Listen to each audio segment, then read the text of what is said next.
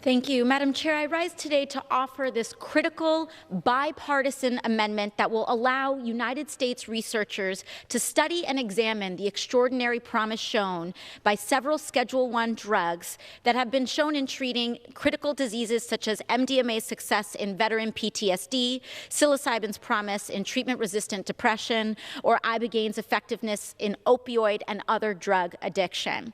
Additionally, this will allow research into marijuana's impact in cancer relief, seizure treatment, and more.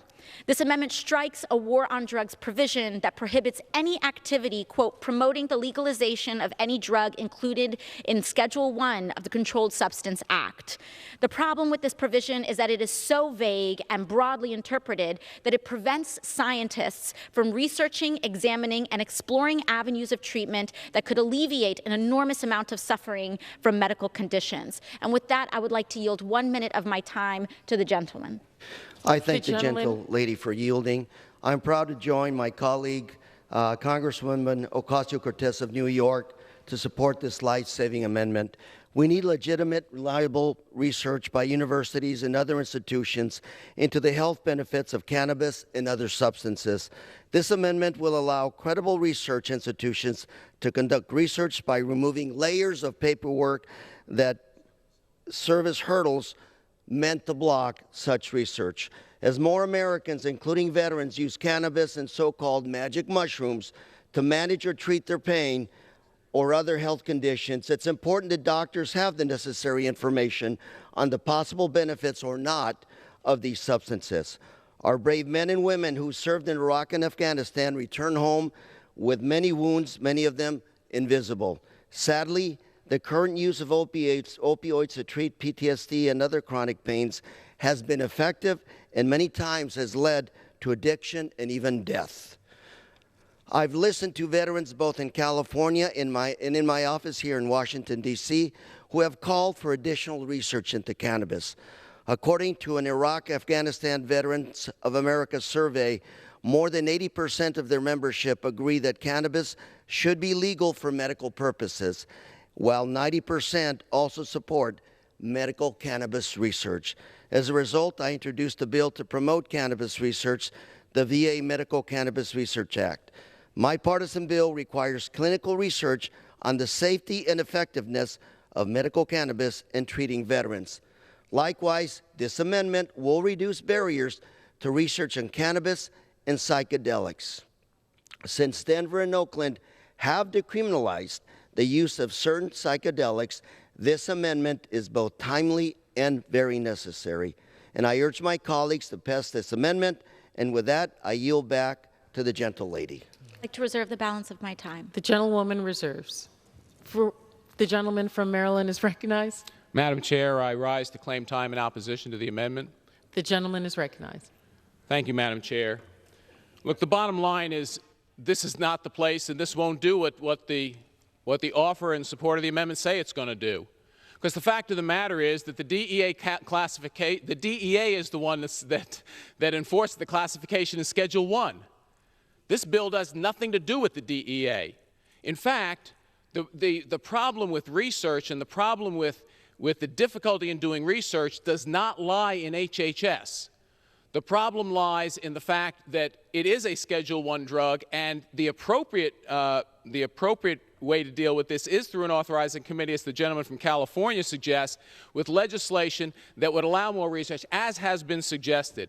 And, Madam Chair, I will yield a minute to the gentleman from Pennsylvania. The gentleman from Maryland, and I just wonder about the responsibility of this legislation to have the government promote these items that are on the schedule, things like MDMA, the pure form of Molly and meth. Is that what we want our kids? We want the federal government telling our families and our children, take this, it's good for you. You know, maybe it is, but I sure don't think it is. I certainly don't want my kids taking it, and I certainly don't want the government promoting it. My whole life we spent, essentially my whole life was smoking cessation of tobacco. And now we're finally at a place where we've reduced that dramatically, and now we're going to tell the whole rest of the country, well, let's all start smoking marijuana instead. I don't think this is what the government should be promoting, and I think we should have a lot more research before we tell our kids that this is what they should be doing, and I yield the balance. I thank the gentleman from Pennsylvania. He's absolutely right. We do need more research. But the current restriction that is struck, Section 509, says that this limitation shall not apply where there is significant medical evidence of therapeutic advantage or that federally sponsored clinical trials are being conducted. Well, that's what we need. We need federally sponsored clinical trials. The current Section 509 does not stop this. Now, look, I get it. There are people who want the legalization of marijuana. I get it. But as a physician, I will tell you, I urge the people who suggest that there are broad applicabilities that are proven medical uses of marijuana. Go back to the Journal of the American Medical Association, which did a review last year that indicated that of the over 50 suggested uses for medical marijuana, only 4 are proven through rigorous scientific trials. 4, Madam Chair. PTSD is not one of them. It's not.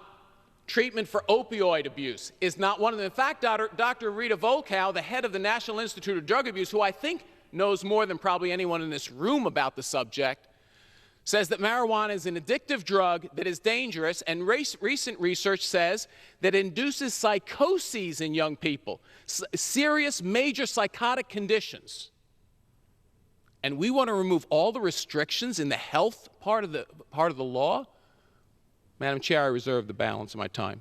Gentleman reserves the balance of time. The gentlewoman from New York is recognized. Thank you very much. You know, my colleague across the aisle said we need to research this more, and I agree, and that is why this amendment is being introduced, Madam Chair. The note was brought up that there is a rider provision saying that there is an exception for those drugs that have been shown medical promise, but we cannot prove that medical promise unless we fund the research to actually have it in the first place. So we have a catch-22, and we have to get rid of it. There are war on drugs provisions in so many federal statutes beyond just the one scheduling of these drugs. I'm a strong believer in evidence-based policymaking, and wherever there is evidence of good, we have a moral obligation to pursue and explore the parameters of that good, even if it means challenging our past assumptions or admitting past wrongs. 30% of all military veterans have considered suicide. 30%. If a substance shows promise in treating PTSD, we have an obligation to study it. One of the leading causes of death in America today is suicide. So if a Schedule I drug shows clinical promise in treating and in treatment-resistant depression, perhaps it is not the drug we should say is morally wrong, but perhaps it is the law, the schedule, the statute. Moreover, I'm proud to say that this is a bipartisan amendment. My colleagues on the other side of the aisle often bemoan the role of government and promote ideas of choice. And here I am happy in that spirit to agree, to say we should get government and political opinion out of scientific research when we have seen and showed promise in a way that can help people and their medical needs. And lastly, I understand that the politics of this bill may make it difficult for some to support right now. But I propose this amendment and urge my colleagues to support it because politics isn't always about winning today, but it is about fighting for what is right in the future and for future generations. Thank you very much. The gentleman from Maryland. Madam Chair, can I inquire how much time I have remaining? The gentleman has 2 minutes remaining. Thank you very much, Madam Chair. Look, the bottom line is there is scientific evidence about the danger of marijuana. It is largely unstudied, and to anyone, Madam Chair, who understands how research is conducted here should realize that the roadblock is not in HHS. It's not in the jurisdiction of this bill. It's with the DEA.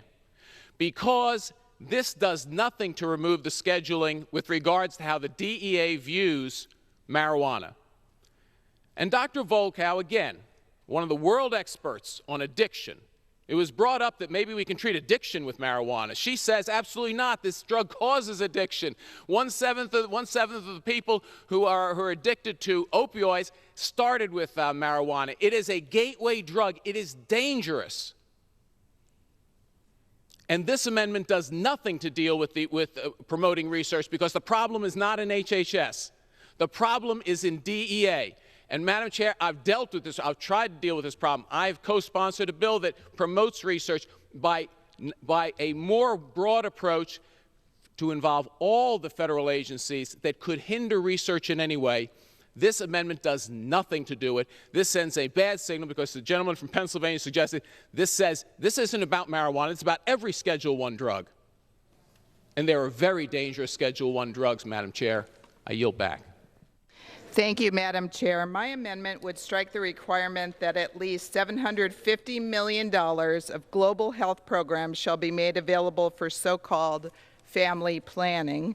Hi everybody, my name is Mike. This is my YouTube page, Mox News. So I just want to point out that Alexandria Ocasio-Cortez, she is considered to be the most liberal person in the Congress, right? And the thing is she just like pussyfooting around this. Oh, I understand that some people might find this hard to vote for. Bullshit. Okay? You find it hard to vote for something that's going to help children who have seizures, 300 seizures a week, cut it down to 2 or 3. You find that hard to support? Oh, we love the troops so much. We care about the troops so much. We can't wait to send them to another fucking war of choice based on lies for profit. We love the troops so much. Oh yeah, no, there's no evidence. According to the American Medical Association, this isn't PTSD. Marijuana doesn't help with PTSD. Well, why don't you ask a couple soldiers, you fucking giant piece of shit, what they think? These people are so scared of the tiniest little bit of your freedom. Okay, so, the American Medical Association says, oh, there's no PTSD. Cannabis doesn't help PTSD. Fuck the American Medical Association. The American Medical Association has told us for multiple generations that cannabis has 0 medicinal qualities. You stupid jackass. You know that. Now what? Now they say it's approved for 4. It can help with 4 chronic whatevers. You know, fuck you. Fuck the pill shills at the American Medical Association who can't wait to give you a pill that once you start taking, can't wait to give your children a pill that once they start taking it, they have to take it or something similar for the rest of their lives. Yeah, cannabis is addictive. Oh my God. These people are the worst. The worst. And they hate your freedom. They hate it. They think their job is to govern and babysit you. How can you possibly vote for garbage like this? Okay? It's got to end. Okay? No more Democrats, no more Republicans. Oh, I know it may be hard for some people to vote for this. Fuck you. Stop understanding that, oh yeah, I understand you have a difference of opinion that maybe children who have seizures should suffer for more generations to come instead of getting this completely safe fucking medicine that actually works. Fuck you. Okay, hope I made my point. Fuck Congress. Both sides, Democrats and Republicans, they're garbage. Fuck Donald Trump. Donald Trump is keeping this drug war in place. Wholeheartedly. Can't wait to give the police more money to fucking kick druggies' asses. And you know it. Okay? It's all bullshit. It's costing your children's lives. Get over whatever. Oh, think of the children. Garbage!